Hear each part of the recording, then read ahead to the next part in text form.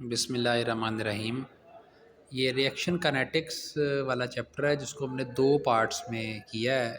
First part में हम inter की कुछ चीज़ें डिस्कस करेंगे, फिर सेकंड में हम ग्रेजुएशन से रिलेटेड चीज़ें डिस्कस करेंगे। लेक्चर ज़रा छोटे कर दिए हैं ताकि सुनने में आसानी हो जाए, 20 मिनट से कम कम।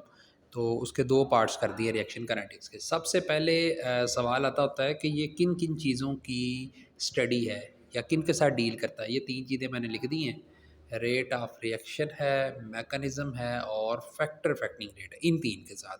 और किन के साथ नहीं करता, अगर आए ना इक्विलिब्रियम, यील्ड और एक्सटेंट ऑफ रिएक्शन। अब इन सारी चीज़ों का ताल्लुक केमिकल इक्विलिब्रियम से है, नॉट काइनेटिक्स और थर्मोडायनामिक्स। तो फिजिकल केमिस्ट्री के जो 5-4 टॉपिक हैं, इक्विलिब्रियम, काइनेटिक्स, थर्मोडायनामिक्स, इलेक्ट्रोकेमिस्ट्री, आपको इन सब का पता होना चाहिए कि इनका जो फील्ड है, इनका जो एरिया ऑफ इंटरेस्ट है वो क्या है। ये दो लाइनों में ये बताया हुआ है। अब सबसे पहले rate of reaction. Rate of reaction क्या होती है? अगर आपके पास ये रिएक्टेंट है, ए प्लस बी, ये प्रोडक्ट बना रहे हैं, तो ए और बी की कंसनट्रेशन में with respect to time change आएगा। ए की कंसनट्रेशन में जो चेंज नेगेटिव में आएगा यानी डिक्रीज़ होगी, और प्रोडक्ट की कंसनट्रेशन में चेंज पॉजिटिव में आएगा। लाइक ये जो लिखा हुआ है, जिस तरह ये पॉजिटिव, प्रोडक्ट के साथ पॉजिटिव और रिएक्टेंट के साथ नेगेटिव। तो जो रेट होता है वो change in concentration of reactant और product with respect to time, यानी delta C over delta T. तो फिर यूनिट इसके क्या बनते हैं, यूनिट्स को भी हम देख लेते हैं। यूनिट है जी इसके मोल पर डी एम क्यूब पर सेकेंड। आपको मैंने एक छोटे से टेस्ट केस के तौर पे एक सवाल दिया है कि आपको अगर चेंज इन कंसंट्रेशन जो है वो दे दी जाए, और चेंज इन कंसंट्रेशन के बाद आपको साथ टाइम भी दे दिया जाए कि ये 30 सेकंड में हो रही है इतनी, तो रेट जस्ट डिवाइड करना है आपने, जस्ट आपने डिवाइड करना है इसको, और जो साथ ही जो है ना आपने फाइंड कर लेना है रेट ऑफ रिएक्शन क्या है इसका। उसके बाद ये नोटेशन है रेट को लिखना कैसे है, जिस तरह मैंने बता दिया कि ये नेगेटिव और positive with respect to reactant product. लेकिन अगर ए के शुरू में 2 होता, यानी नंबर ऑफ मोल 2 होते, तो फिर इसको यूँ लिखते हम -1/2 डी ए और उसके बाद डी टी, यानी जो मोल की इधर पावर आएगी इधर आपने उसको डिवाइड कर देना है लिखने में। अब रेट की दो टाइप्स हैं, एवरेज रेट और इंस्टेंटेनियस रेट। दोनों में फ़र्क क्या है? एक को यूँ लिखते हैं delta C over delta T, यानी change, overall change in concentration, overall change in time. दूसरे को यूँ लिखते हैं डी के साथ। डी का मतलब होता है small change in time and small change in concentration, क्योंकि इंस्टेंटेनियस रेट होती है एट एनी स्पेसिफिक टाइम, तो इसलिए इसको स्मॉल चेंज के साथ करते हैं। तो इंस्टेंटेनियस रेट में एट एनी टाइम होती है और टाइम इंटरवल बड़ा शॉर्ट होता है, जबकि average rate specific time interval में होती है, स्टार्ट से लेकर जहाँ तक आपने लिया हुआ है अपना जो कंसंट्रेशन की चेंज को ऑब्ज़र्व किया है, तो आपने वो सारा चेंज, जितनी चेंज आई है डिवाइड बाय जितने टाइम में आई है, उन सबको डिवाइड करना है, तो वो एवरेज चेंज रेट आएगी। उसके बाद आता है रेट लॉ। रेट लॉ की ये समझे डेफिनेशन के अकॉर्डिंग उसका जो है वो एक नोटेशन है, rate is directly proportional to concentration of reactant और उसकी पावर ऑर्डर। ऑर्डर को एम या एन से शो किया जाता है। अब ये यहाँ वाला जो ऑर्डर है वो ज़रूरी नहीं होता कि अगर आपके पास एक ए प्लस बी लिखा हुआ है, ए के साथ 3 लिखा हुआ है, तो ये 3 इधर भी आए, ये 3 इधर भी आए, ये कोई ज़रूरी नहीं है। क्योंकि जो रेट वाली जो लॉ है और ये जो इक्वेशन बनती है ना, ये बनती है एक्सपेरिमेंटली। हम कंसंट्रेशन ऑफ रिएक्टेंट को वेरी करके देखते हैं और फिर देखते हैं रेट पे क्या फ़र्क पड़ता है। तो रेट लॉ का तल्लक एक्सपेरिमेंट के साथ है। तो एक्सपेरिमेंटल रिलेशनशिप है, इसको अगर आपको एमसीक्यूज़ आ जाता है कि कौन सी स्टेटमेंट करेक्ट है अबाउट रेट लॉ, तो उसमें से आपने एक ये स्टेटमेंट देखनी है, experimental relationship between reactant and product है ये। उसके बाद ये हमारे पास ए और बी है, प्रोडक्ट बन रहे हैं। तो रेट लॉ मैंने लिखा है, रेट डायरेक्टली प्रोपोर्शनल टू ए की पावर एम बी की पावर एन। अब मैंने ए प्लस बी नहीं लिखा, ए प्लस बी मोल के जो है कोफिशेंट है, मोलिकुलरिटी जिसको हम कहते हैं, जबकि M N order of reaction है। अब दोनों में फ़र्क क्या है? मालिकुलरिटी ऑर्डर के बराबर भी होती है और चेंज डिफरेंट भी होती है। अगर सिंपल रिएक्शन हो ना, तो फिर ए प्लस बी इक्वल टू होगा एम प्लस एन के। और अगर मल्टी स्टेप रिएक्शन हो, रिएक्शन एक से ज़्यादा स्टेप में हो रहा है, तो फिर जो स्लो स्टेप होता है ना, उसकी जो मालिकुलरिटी ऑर्डर बन जाती होती है सम टाइम। तो इसलिए ये ए बी का बराबर होना एम एन के ये ज़रूरी नहीं है। अब एम एन फाइंड होते हैं एक्सपेरिमेंटली, ए बी होता है थ्योरेटिकली इक्वेशन के अंदर जो लिखा हुआ है। अब इनमें फ़र्क देख लें, ये बड़ा अहम फ़र्क है। ऑर्डर जो होता है वो exponent of concentration of reaction in reactant, ये लफ्ज़ गलत लिखा गया है, रिएक्शन की बजाय रिएक्टेंट आना है। Exponent of concentration of reactant in rate equation, rate equation के अंदर रिएक्टेंट के जो पावर्स होती हैं ना, उसको हम कहते हैं ऑर्डर। और मालिकुलरिटी होती है number of reacting molecule in chemical equation, जो यहाँ से डायरेक्ट आप बता सकते हैं ए और बी के साथ क्या क्या है। उसके बाद मालिकुलरिटी थ्योरेटिकल है, ऑर्डर एक्सपेरिमेंटल है। मालिकुलरिटी होल नंबर में है, ऑर्डर फ्रैक्चर में भी हो सकता है। मालिकुलरिटी 1 2 3 4 एंड सो ऑन है, ऑर्डर 0 1 2 3 है। नेगेटिव फ्रैक्शन में 0 भी हो सकता है, तीनों पॉसिबिलिटीज़। तो ये आ गया आपके पास इंट्रोडक्शन सा हमारा हो गया रेट इक्वेशन वगैरह का। अब हम आते हैं इस जो हमने जो रेट इक्वेशन बनाई है ना, उसके अंदर एक के हमने रेट कांस्टेंट लगाया। अब रेट कांस्टेंट क्या है? के इज़ रेट कांस्टेंट, इसको स्पेसिफिक रेट कांस्टेंट भी कहते हैं। तो इसकी जो यूनिट्स निकालने का क्या तरीका है, तो उसका ये फार्मूला है, यानी आपने टाइम की जगह आपने सेकंड रखना है, उसको हमेशा आपने -1 रखना है। कंसंट्रेशन की जगह आपने रखना है मोल पर dm क्यूब। अब इसकी पावर जो ऑर्डर हो 1 - n, अगर ऑर्डर 0 है तो फिर क्या आती है यूनिट्स, फर्स्ट है तो फिर क्या आती है सेकंड, थर्ड, ये आप यहाँ से देख सकते हैं। देखिए मैंने इसके यूनिट बहुत आते होंगे, फर्स्ट ऑर्डर के लिए, सेकंड ऑर्डर के लिए, थर्ड ऑर्डर के लिए 0। ये बड़ा मशहूर MCQs है हर ऑब्जेक्टिव पॉइंट ऑफ व्यू से, ऑब्जेक्टिव पेपर में लिए। उसके बाद के किसके बराबर होता है? के जो है वो इसके बराबर होता है आर्हीनियस इक्वेशन के अकॉर्डिंग। ए है जो फ्रीक्वेंसी वाइब्रेशनल, या इसको मुख्तलिफ नाम दिए जाते हैं। आर्हीनियस की इक्वेशन जब आएगी वह मैं ए को एक्सप्लेन करूँगा। तो जो ये 7 फैक्टर है, इसे कहते हैं बोल्ट्जमैन फैक्टर। बोल्ट्जमैन फैक्टर में 2 चीज़ें हैं, एक एक्टिवेशन एनर्जी है और एक टेम्परेचर है। तो एक्टिवेशन एनर्जी टेम्परेचर के लिहाज से अगर हम देखें तो K is directly proportional to temperature, क्योंकि नेगेटिव है ना, तो अलग है टेम्परेचर फ्रैक्शन में नीचे लिखा हुआ है, तो लेकिन नेगेटिव की वजह से डायरेक्टली हो जाता है। और के जो है वो इन्वर्सली प्रोपोर्शनल समझ लें उसको एक्टिवेशन एनर्जी। ये इन्वर्सली एग्जैक्ट नहीं बनता, जस्ट आपको ये समझाने के लिए अगर टेम्परेचर बढ़ेगा तो के भी बढ़ेगा। एक्टिवेशन एनर्जी किसी रिएक्शन की ज़्यादा होगी तो के कम होगा। ये आगे एक्सप्लेनेशन मैं देता हूँ एक्टिवेशन एनर्जी की।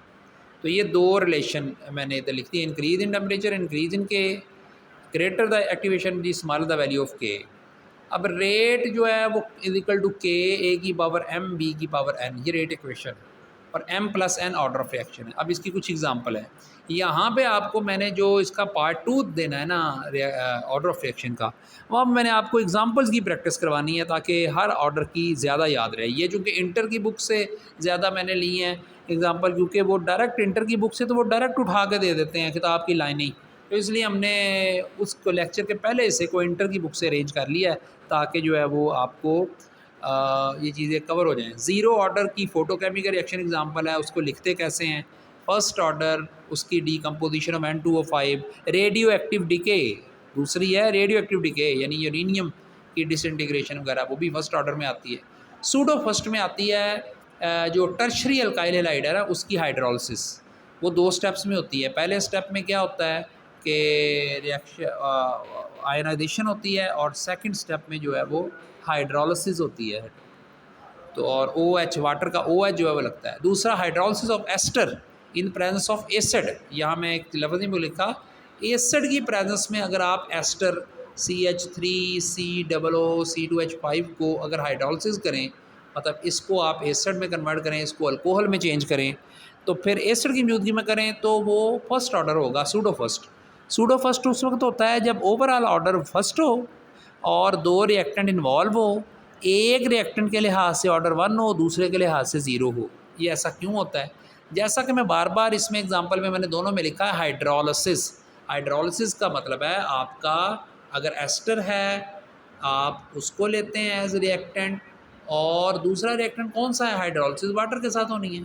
तो ये एक्सेस अमाउंट में होता है। याद रखिए, आपको ये सवाल आएंगे कि लफ्ज़ एक्सेस लिखा होगा तो आप समझ जाएं जब लफ्ज़ एक्सेस हो वहाँ पर ऑर्डर 0 हो गया, उस ऑर्डर को आपने कंसीडर ही नहीं करना, तो आपने सिर्फ इसके ऑर्डर को कंसीडर करना है। तो इसका ऑर्डर फर्स्ट है, 1 है ऑर्डर, एक्सपेरिमेंटली पता किया गया, और इसका 0 हम लेते हैं। तो इस वजह से ओवरऑल ऑर्डर 1 हो गया मिलाकर, और इसको सूडो फर्स्ट कहते हैं क्योंकि एक का ऑर्डर 0 है। इसी तरह सूडो सेकंड भी होता है, यानी ओवरऑल ऑर्डर 2 हो, एक रिएक्टेंट का 2 हो और दूसरे का 0 हो, उसे कहते हैं सूडो सेकंड। तो बुक में उसकी एग्जांपल भी मौजूद है, NO प्लस, यानी ये वाली आप एग्जांपल देखें वे बुक में 2NO प्लस 2H2, ये बनाती है 2H2O प्लस N2। तो इसमें जो आप अगर देखें तो एक रिएक्टेंट की जो है वो लगाएं पावर जो है वो 2 होती है, दूसरे के मान वो थर्ड ऑर्डर में चला जाता है।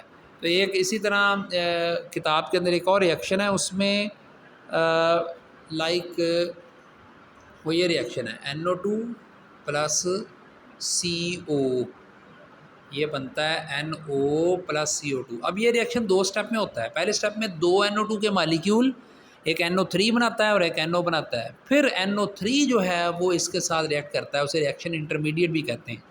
तो वहाँ पर जो पहला स्टेप स्लो है उसमें 2 NO2 होते हैं, तो ऑर्डर ऑफ रिएक्शन NO2 का 2 होता है, जबकि CO का ऑर्डर जो कि rate determining step slow step में मौजूद नहीं है, तो CO का ऑर्डर 0 हो जाता है, तो उसको हम कहते हैं सूडो सेकंड। इसी तरह थर्ड ऑर्डर की एग्जांपल है, ये दी हुई है। इस तरह फ्रैक्शनल ऑर्डर की एग्जांपल है क्लोरीनेशन ऑफ हाइड्रोकार्बन, तो आप देख सकते हैं ये भी। अब उसके बाद order of reaction and half life, ये एक रिलेशन है ऑर्डर ऑफ रिएक्शन का हाफ लाइफ के साथ। तो इसमें से सवाल आता होता है first order, second order, third order के लिए क्या रिलेशनशिप है। अच्छा, जब आप इक्वेशन ड्राइव करते हैं ना, याद रखिए जो मैंने सेकंड आपको पार्ट में बताने हैं, फर्स्ट सेकंड थर्ड ऑर्डर और ज़ीरो ऑर्डर की इक्वेशन ड्राइव करनी है, जो आपने BSc में MSc में की हुई हैं, तो उसमें इक्वेशन पूरी डेरिवेशन का कोई हमें लेना देना नहीं है। हमने उसमें से 3 चीज़ें देखनी होती हैं। कौन कौन सी चीज़ें देखनी है? पहली चीज़ हमने देखनी होती है फाइनल इक्वेशन क्या है, ताकि हम रिलेशन ढूंढ सकें और उसका ग्राफ देख सकें, फाइनल इक्वेशन। दूसरी के यूनिट क्या होते हैं, रेट कांस्टेंट को आपने मालूम करना है और उसके यूनिट। तीसरा होता है हाफ लाइफ, और चौथा है एग्ज़ाम्पल। अब मैंने एग्ज़ाम्पल भी थोड़ी दी है और फाइनल इक्वेशन भी नहीं है, वो आएगी सेकंड पार्ट में, जबकि के का यूनिट और हाफ लाइफ सारे ऑर्डर्स के लिए यहाँ मौजूद है। अब हाफ लाइफ का फर्स्ट ऑर्डर के लिए क्या फार्मूला है, जैसा कि इस फार्मूले के अकॉर्डिंग इनिशियल कंसनट्रेशन की पावर n-1 या हाफ लाइफ इन्वर्सली प्रोपोर्शनल होती है। तो अगर आप n की जगह 1 रख दें तो a की पावर 0 हो जाएगी फर्स्ट ऑर्डर के लिए, सेकंड ऑर्डर के लिए रखें तो a की पावर 1 हो जाएगी, थर्ड ऑर्डर के लिए a की पावर 2 और ज़ीरो ऑर्डर के लिए a की पावर -1 हो जाएगी।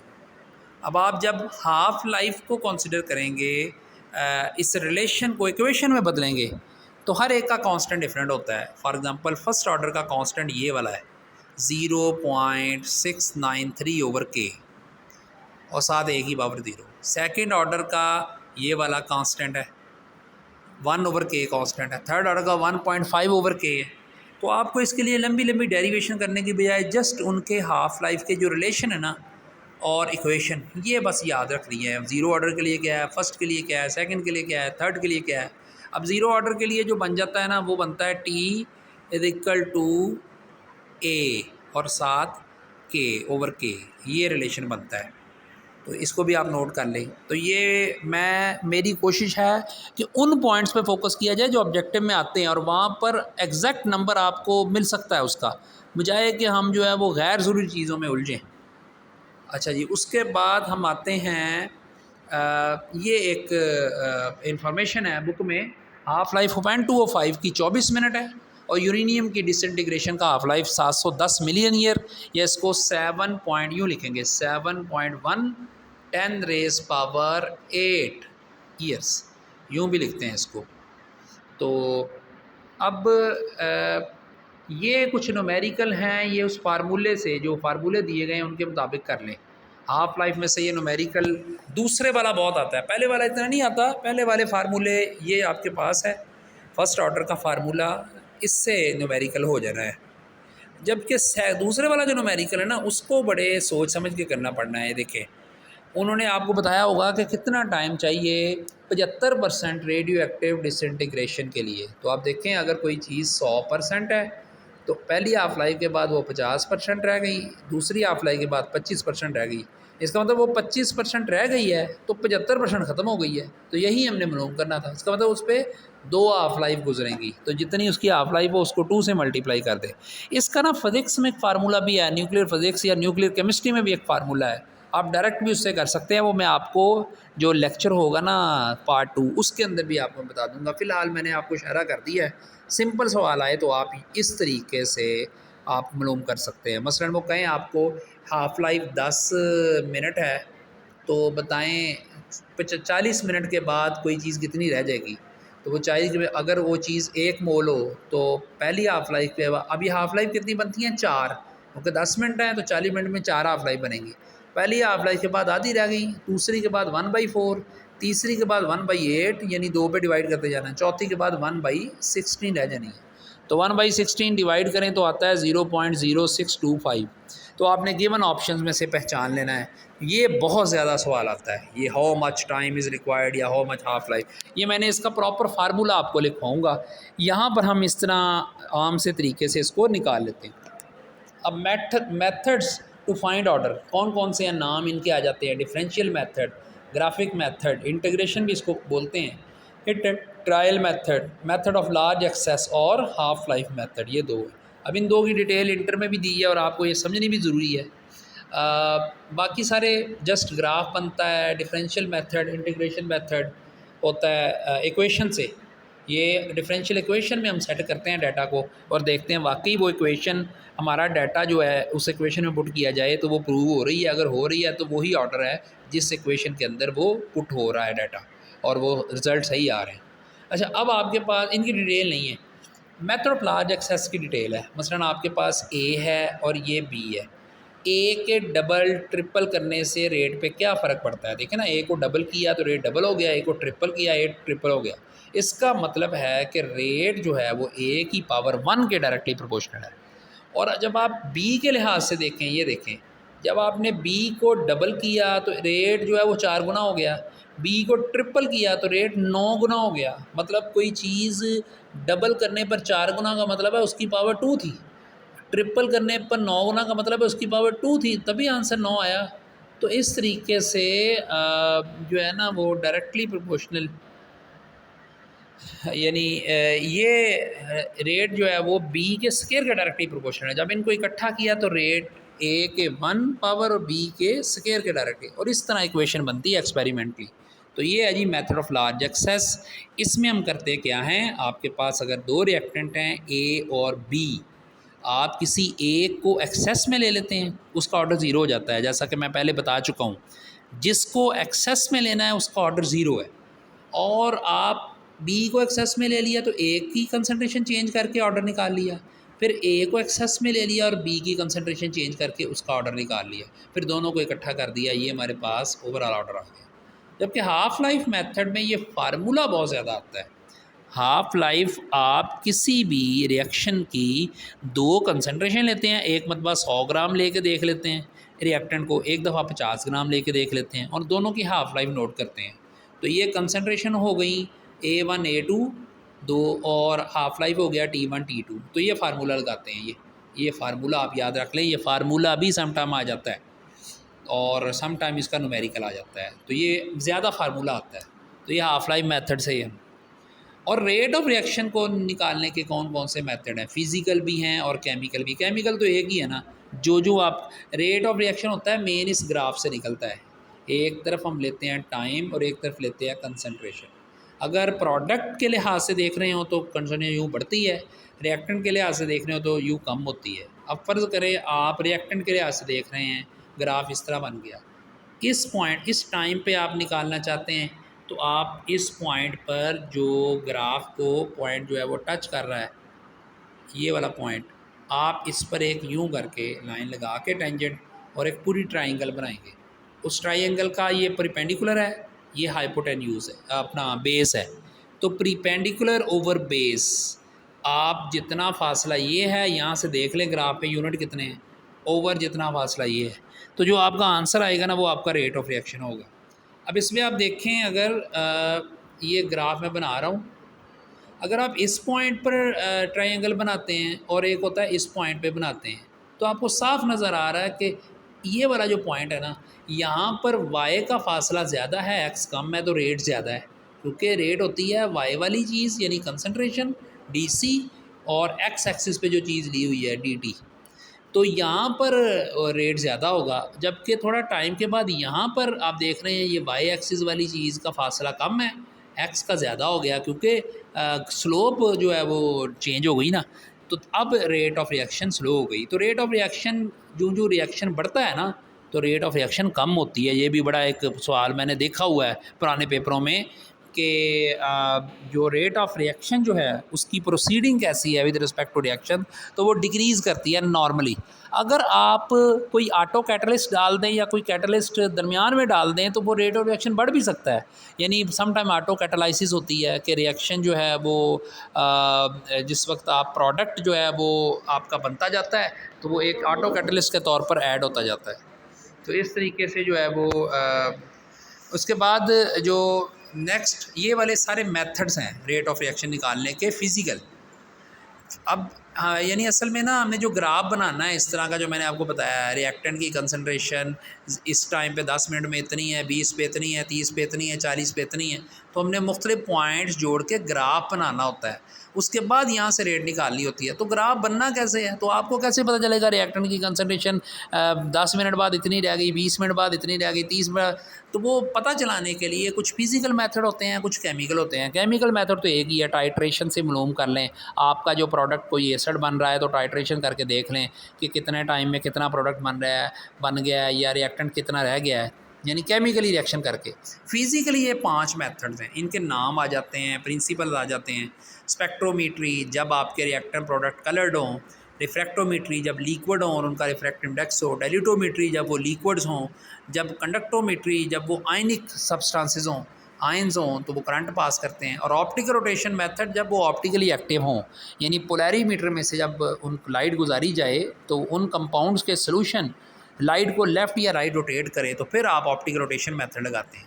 तो ये मैंने फिर एक कॉलम प्रॉपर्टी चेंज का है कि कलर चेंज किस में होता है, रिफ्रैक्टिव इंडेक्स किस में चेंज होता है, वॉल्यूम किस में चेंज होता है, इलेक्ट्रिकल करंट, यानी ये किसी एक मेथड का ना आपको प्रॉपर्टी चेंज, रिएक्टेंट प्रोडक्ट किस शक्ल में होंगे, और इंस्ट्रूमेंट जो है वो आप कौन सा इस्तेमाल करते हैं रिएक्टेंट या प्रोडक्ट की कंसंट्रेशन फिज़िकली ढूंढने के लिए कि कितना रह गया कितना नहीं। इनको अच्छी तरह देख लें टेबल को कि ये रेट ऑफ रिएक्शन निकालने के जो मेथड हैं फिज़िकल। अब factor affecting rate of reaction को अफेक्ट करने वाले फैक्टर कौन से हैं। एक तो हो गया नेचर ऑफ रिएक्टेंट, रिएक्टेंट की नेचर अगर हो ना आयनिक रिएक्शंस हों, फर्स्ट अल्कली मेटल्स जो हैं वो 7th ग्रुप के जो हैलोजन्स हैं उनके साथ रिएक्ट करने की कोशिश कर रहे हैं, तो फिर तो जो है रिएक्शन फास्ट है, और अगर ऐसा नहीं है तो फिर रिएक्शन स्लो है। इसके अलावा रेट ऑफ रिएक्शन ये हम पीछे भी करके आए हैं ऑर्डर ढूंढने के लिए, कंसंट्रेशन ऑफ रिएक्टेंट की भी डायरेक्टली प्रोपोर्शनल है। कंसंट्रेशन बढ़ती है तो रेट भी बढ़ता है। अब डिपेंड करता है कंसंट्रेशन ऑफ रिएक्टेंट के कितना डायरेक्टली प्रोपोर्शनल है, पावर 1 है, 2 है, 3 है, ऑर्डर पे डिपेंड करता है, या 0 है, 0 ऑर्डर भी तो होते हैं ना। तो रेट ऑफ रिएक्शन तीसरा फैक्टर है सरफेस एरिया के डायरेक्टली प्रोपोर्शनल है। तो जिस पार्टिकल का रिएक्टेंट का सरफेस एरिया स्मॉल साइज़ होगा, सरफेस एरिया उसका उतना ज़्यादा होगा, तो ज़्यादा पार्टिकल बनेंगे और उसका चांस रिएक्शन का कॉन्टैक्ट का ज़्यादा होगा। और फोटोकेमिकल रिएक्शन के लिए लाइट के डायरेक्टली प्रोपोर्शनल है और टेम्परेचर के भी डायरेक्टली प्रोपोर्शनल। अच्छा, ये लाइट के मतलब सुन लें, जो लाइट वाले रिएक्शन होते हैं ना वो मोस्टली 0 ऑर्डर, और 0 ऑर्डर में मैं एक बात और बताना भूल गया हूँ, सरफेस कैटलाइज्ड रिएक्शन भी, ऐसे रिएक्शन जो कि एंजाइम वगैरह वाले या कैटलिस्ट डालते हैं ना जब, तो एक ख़ास वक्त के बाद वो 0 ऑर्डर हो जाते हैं, क्योंकि वहाँ पर रिएक्टेंट की कंसंट्रेशन पे डिपेंड नहीं करता बल्कि कैटलिस्ट पे डिपेंड करता है रेट। तो अब इसी तरह फोटोकेमिकल रिएक्शन का rate directly proportional to light, चौथा फैक्टर हो गया। फैक्टर के नाम अच्छी तरह आपने करने हैं, किस किस पर रेट डिपेंड करता है। टेम्परेचर के डायरेक्टली प्रोपोर्शनल, ये आर्हीनीज़ इक्वेशन, तो इसमें मैंने एक बात लिखी है, टेम्परेचर बढ़ाने से असल में उन मालिक्यूल्स की तादाद जिन्होंने टकरा कर प्रोडक्ट में चेंज होना है, उसे कहते हैं इफेक्टिव कोलिजन, उनका ऐसा टकराओ कोलिजन जिसमें प्रोडक्ट बन जाए उसे कहते हैं इफेक्टिव कोलिजन। तो उन मालिक्यूलों की तादाद जिनके इफेक्टिव कोलिजन होने हैं उनकी तादाद बढ़ जाती है, तो जब उनकी तादाद बढ़ेगी तो इफेक्टिव कोलिजन भी बढ़ेंगे, तो इसकी वजह से क्या होगा, प्रोडक्ट ज़्यादा बनेगा और रेट बढ़ जाएगा। तो असल में टेम्परेचर और किसी चीज़ को अफेक्ट नहीं करता, वो सिर्फ अगर 100 में से 10 मालिक्यूल के पास प्रोडक्ट बनाने की एनर्जी मौजूद है ना, तो टेम्परेचर की वजह से वही एनर्जी 30 के पास आ जाती है। तो अब पहले 10 मिलकर अगर ये प्रोडक्ट बनाते हैं, उनके कोलिजन से प्रोडक्ट बनता है। अब 30 के मिलने से ऐसे कोलिजन होंगे जिनसे प्रोडक्ट बनेगा, तो नंबर ऑफ़ एक्टिव कोलिजन बढ़ जाते हैं। उसके बाद ये मैंने एक सारी इसकी एक्सप्लेनेशन लिखी है, टेम्परेचर बढ़ाने से क्या होता क्या है। मसलन एक्टिवेशन एनर्जी एक बैरियर है, पहले 10 मालिक्यूल उस बैरियर को क्रॉस करके प्रोडक्ट बना रहे हैं, अब 30 हो गए। तो क्वांटिटेटिवली सबसे पहले आर्हीनियस ने इसको बयान किया था। तो आर्हीनियस इक्वेशन के बारे में कोई पूछे, वो क्या बताती है? It describes the effect of temperature on rate constant quantitatively, बताती है कितने टेम्परेचर से कितना रेट बढ़ेगा। तो यही वजह है, वो ये भी बताती है कि हर 10 डिग्री टेम्परेचर बढ़ाने पर रेट डबल हो जाएगा। मिसाल के तौर पर अगर रेट आगे टेम्परेचर मैं लिख देता हूँ, टेम्परेचर है जी 20 डिग्री और मैं कहता हूँ 50 डिग्री तक रेट कितना हो जाएगा। आप गए 20 से 30, 10 डिग्री हो गया। 30 से 40, 20 दो हो गए। 40 से 50, यानी 20 से 30 बढ़ते हुए डबल हो गया। 30 से 40 बढ़ते हुए डबल हो गया। 40 से 50 टेम्परेचर हुआ तो फिर भी डबल हो गया। तो तीनों को मल्टीप्लाई करें तो रेट 8 गुना बढ़ गया 20 से 50। तो हर डिग्री या हर 10 डिग्री पर टेम्परेचर जो रेट डबल हो जाता है, ये भी आ रही इक्वेशन बताती है। और उसकी जो है ना सही वाली फॉर्म वो ये है जो कि हमारी ग्राफिकल फॉर्म। अब इस ग्राफिकल फॉर्म को देखें तो एक्स एक्सिस पे 1/t ले लेंगे, वाई एक्सिस पे log k ले लें, तो ग्राफ यूँ बनता है और इसका स्लोप इसके बराबर आती है। स्लोप नेगेटिव होती है, लेकिन जब नेगेटिव हम ग्राफ बना चुके हैं तो अब स्लोप EA/2.303 आ रही है। स्लोप का फार्मूला भी आ जाता है MCQs में और सम टाइम न्यूमेरिकल भी, बड़ा आसान है। स्लोप की वैल्यू दे दें, R दे दें, एक्टिवेशन एनर्जी निकालनी है आपने। तो इसी तरह रेट ऑफ रिएक्शन कैटलिस्ट के भी डायरेक्टली प्रोपोर्शनल है। और क्यों है? क्योंकि कैटलिस्ट एक्टिवेशन एनर्जी उस बैरियर को कम कर देता है जिसको क्रॉस करके मालिक्यूल्स ने प्रोडक्ट की तरफ जाने हैं। वो केमिकल रिएक्शन के पाथ को बदल देता है। मसलन अगर ये है कि ये रिएक्टेंट हैं, ये प्रोडक्ट हैं, अगर रिएक्शन ने ऐसे जाना है तो ये वाली जो एक्टिवेशन एनर्जी है कैटलिस्ट की वजह से उसका पाथ बदल जाता है। तो अब पहले से कम एनर्जी से भी रिएक्टेंट प्रोडक्ट में बदल सकते हैं। अब एक्टिवेशन एनर्जी होती क्या है? वो एनर्जी जो कि रिक्वायर्ड है अफेक्टिव कोलिजन ऑफ रिएक्टेंट के लिए, यानी इतनी एनर्जी होगी रिएक्टेंट के पास तो फिर उनका कोलिजन प्रोडक्ट बनाएगा, वरना नहीं बनाएगा। अब it depends on nature of reactant, किसी की एक्टिवेशन एनर्जी कम, किसी की ज़्यादा। अब जो आयनिक हैं, मतलब पॉजिटिव ने नेगेटिव आयन के साथ मिलना है, अब इसको एक्टिवेट करने की ज़रूरत ही नहीं है, एक्टिवेशन एनर्जी कम है, मिलेगा फॉरी प्रोडक्ट। अब इस एक न्यूट्रल मालिक्यूल ने न्यूट्रल के साथ रिएक्ट करना है तो फिर इनकी एक्टिवेशन एनर्जी हाई होती है। उसके बाद पॉजिटिव होती है, हमेशा रिएक्टेंट को सप्लाई करते हैं in the form of heat, other source of energy. Temperature पे डिपेंड नहीं करती। ये बड़ा अहम पॉइंट है, एक्टिवेशन एनर्जी के बारे में आ जाता है कि कौन सी स्टेटमेंट इसके बारे में करेक्ट है, कौन सी नहीं है। तो वो टेम्परेचर पे डिपेंड नहीं करती, याद रखिएगा। क्योंकि टेम्परेचर एक्टिवेशन एनर्जी को कुछ नहीं कहता बैरियर को, बल्कि वो उन मालिक्यूल की तादाद बढ़ा देता है जिन्होंने उस बैरियर को क्रॉस करना है, और उससे प्रोडक्ट ज़्यादा बन जाते हैं। अब उसके बाद लास्ट कैटालाइसिस, कैटलिस्ट वगैरह का जो इफेक्ट है होमोजी। अच्छा, ये एक चीज़ और याद रखें, यहाँ मैंने दो चीज़ों का जिक्र नहीं किया, आर्हीनियस इक्वेशन का जिक्र कर दिया, थ्योरीज़ रह गई हैं। वो थ्योरीज़ कौन सी हैं? थ्योरीज़ हैं, एक कोलिजन थ्योरी है और एक ट्रांजिशन स्टेट थ्योरी है। उसकी उनकी भी इक्वेशन है, वो BSc की बुक से है। वो शायद मैं दूसरे लेक्चर में जिक्र कर दूँ, लेकिन यहाँ भी मैं बता देता हूँ ताकि अपन उनको कर लें। एक का नाम है बेटे कोलिजन थ्योरी और एक का नाम है ट्रांजिशन स्टेट थ्योरी। इनकी इक्वेशंस आप BSc से ज़रूर देख लें, बुक से देख लें। आपको जो है वो मैं ग्रुप में भी भेज दूंगा इसका जो इक्वेशन, या नेट से आप देख लें इनकी फ़ाइनल इक्वेशन। अच्छा, आर्हीनियस इक्वेशन ने तो सिर्फ इतना बताया, टेम्परेचर बढ़ने से, एक्टिवेशन एनर्जी होने से रेट जो है वो बढ़ जाता है। अब उसको बाकायदा मज़ीद एक्यूरेसी के साथ कोलिजन थ्योरी ने एक्सप्लेन किया है। वो कोलिजन थ्योरी कहती है कि तीन बातें कहती है कोलिजन थ्योरी। कोलिजन थ्योरी कहती है कि रिएक्शन होने के लिए मालिक्यूल्स का कोलाइड होना ज़रूरी है। दूसरी बात कोलिजन थ्योरी कहती है कोलाइड होने के साथ साथ उनकी ओरिएंटेशन भी हो, प्रॉपर डायरेक्शन हो। तीसरी बात कहती है कि मालिक्यूल्स वो वाले प्रोडक्ट बनाएंगे जिनकी एनर्जी एक्टिवेशन एनर्जी से ज़्यादा होगी। अब इन तीन के बाद वो अपनी इक्वेशन देती है कोलिजन थ्योरी। वो इक्वेशन क्या है? वो इक्वेशन देख लें आप। वो इक्वेशन है K = P Z इसके अलावा यानी जेड, पी कह दिया जेड ई माइनस ई ए ओवर आर टी, यानी वो ए फैक्टर को कंसिडर नहीं करती बल्कि जेड को लेके आती है कि ये सारी शर्तें पूरी हो गई तीनों, तो फिर भी 100 मालिक्यूल 70 प्रोडक्ट में जाएंगे, क्योंकि प्रोबेबिलिटी है उनके सारे का इम्कान, कभी 80 का इम्कान है, कभी 90 का है, 100% का इम्कान नहीं है। वो इस फैक्टर को इंट्रोड्यूस करवा देती है जिसको वो कहती है प्रोबेबिलिटी फैक्टर। ये इसकी इक्वेशन है।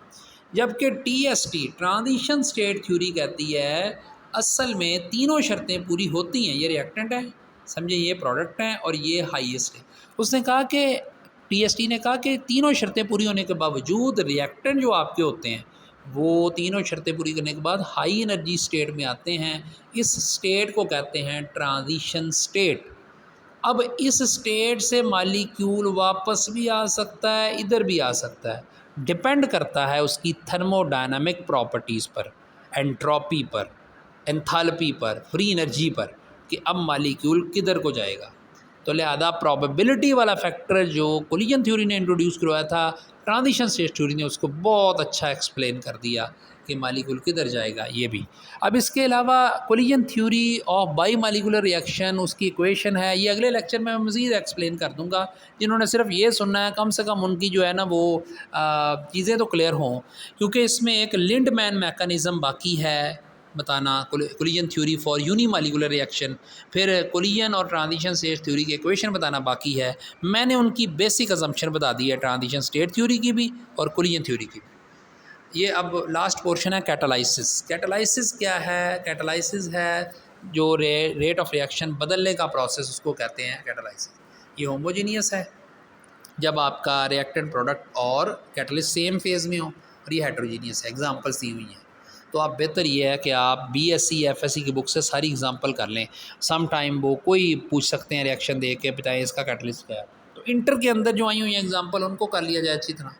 अब ये characteristics of catalyst, small amount बड़ी चेंज ला सकती है, फिर स्पेसिफिक इन नेचर होते हैं कैटलिस्ट, ख़ास रिएक्शन के लिए ख़ास होगा।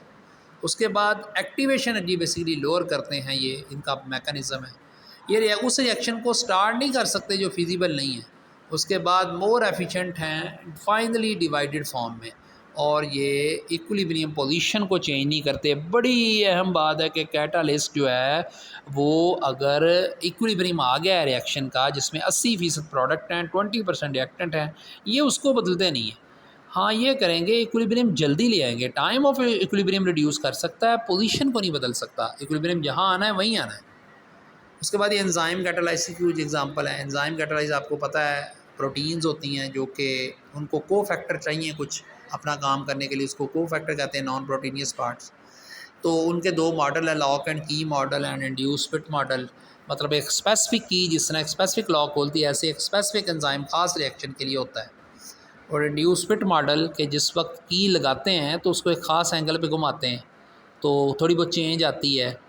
ऐसे एंजाइम जब लगता है तो उसकी एक्टिव साइट की चेंजेस मालिक्यूल के अंदर चेंज लेके आती है, जिसकी वजह से मालिक्यूल प्रोडक्ट में चेंज हो जाते हैं। ये इंड्यूस फिट मॉडल है। तो अब एंजाइम कैटालाइसिस की कुछ एग्जांपल याद रखें। यूरिया को अमोनिया में बदलना यूरेज, सुक्रोज पे एक्ट करने वाला, ग्लूकोज में बदलने वाला उसको ग्लूकोज फ्रुक्टोज में इन्वर्टेज, माल्टोज वाला माल्टेज, स्टार्च वाला डाइएस्टेज।